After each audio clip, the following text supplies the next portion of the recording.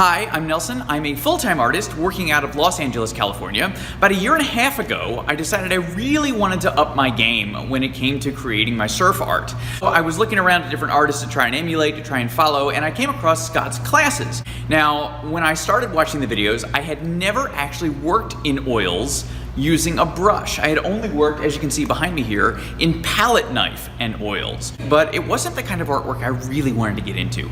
I love Scott's highly magically realistic artwork. I have always wanted to learn how to create that kind of art myself, but I never really knew how. And a lot of the courses that are out there don't really give you a step-by-step transformational process where you can take your art and step it up to the next level.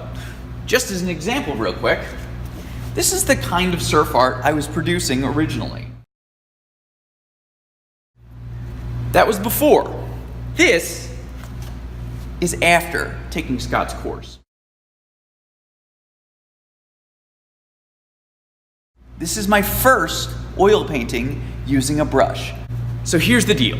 Scott's course is fun, it's easy, it is step by step. Literally, pick up your brush, move like this, good.